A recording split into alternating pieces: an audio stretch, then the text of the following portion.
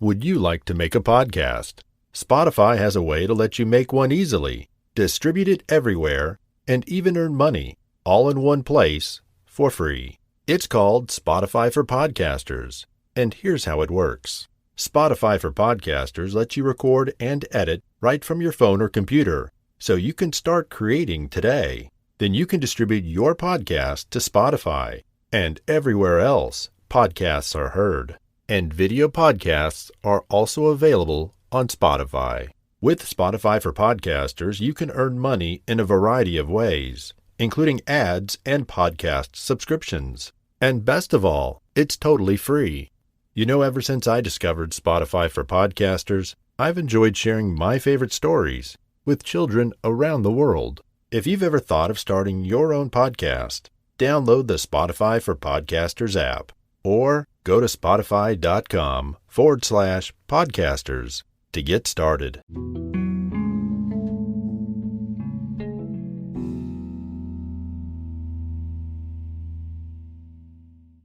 Make Way for the Ducklings by Robert McCloskey.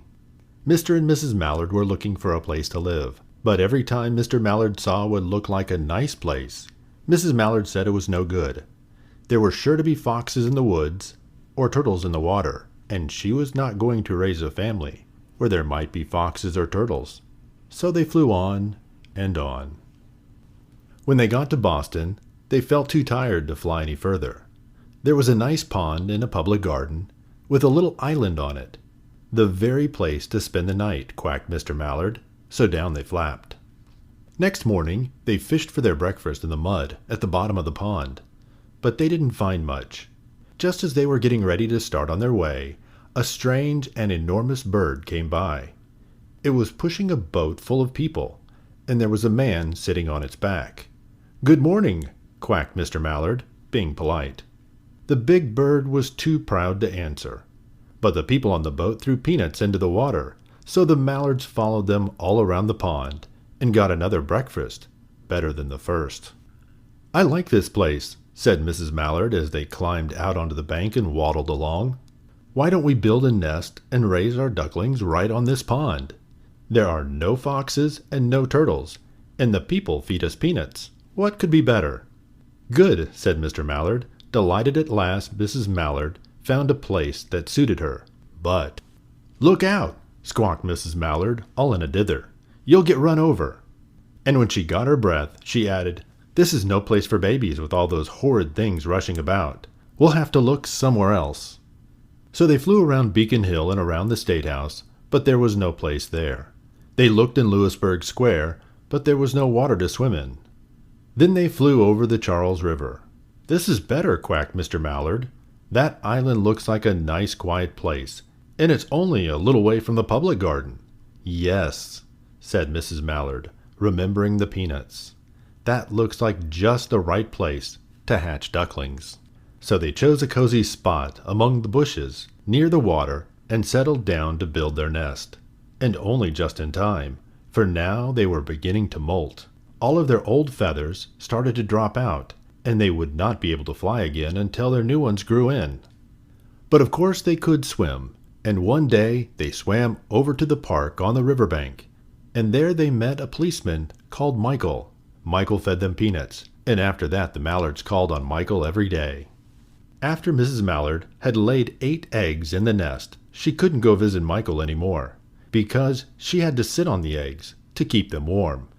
She moved off the nest only to get a drink of water, or to have her lunch, or to count the eggs, and make sure they were all there. One day the ducklings hatched out. First came Jack, and then Cack, and then Lack, then Mack and Knack, and Oack and Pack, and Quack. Mr. and Mrs. Mallard were bursting with pride. It was a great responsibility taking care of so many ducklings, and it kept them very busy. One day Mr. Mallard decided he'd like to take a trip to see what the rest of the river was like further on. So off he set. "I'll meet you in a week in the public garden," he quacked over his shoulder. "Take good care of the ducklings." "Don't you worry," said Mrs. Mallard. "I know all about bringing up children." And she did. She taught them how to swim and dive.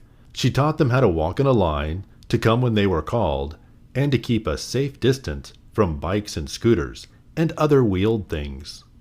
When at last she felt perfectly satisfied with them, she said one morning, "Come along, children, follow me." Before you could wink an eyelash, Jack, Cack, Lack, Mack, Knack, Oack, Pack, and Quack fell into line, just as they had been taught.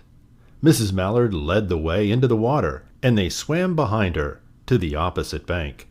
There they waded ashore and waddled along till they came to the highway. Mrs. Mallard stepped out to cross the road. Honk, honk, went the horns on the speeding car. Quack, went Mrs. Mallard as she tumbled back again.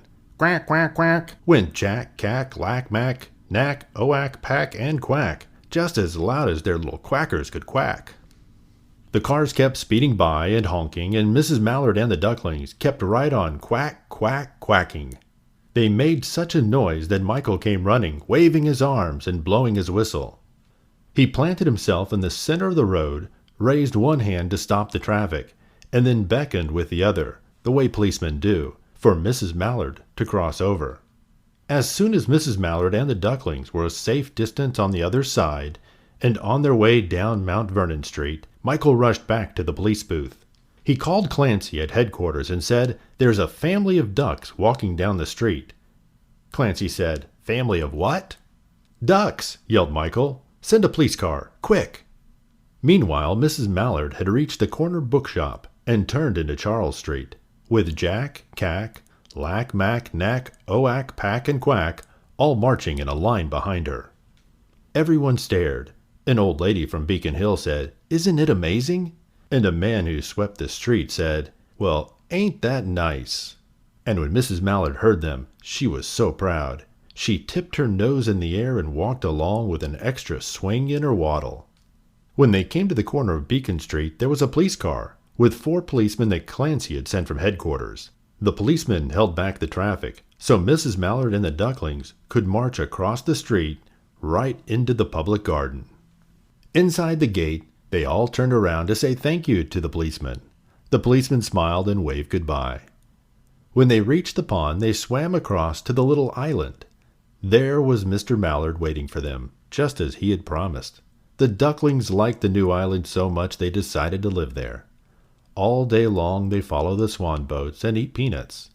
And when night falls, they swim to their little island and go to sleep. The end.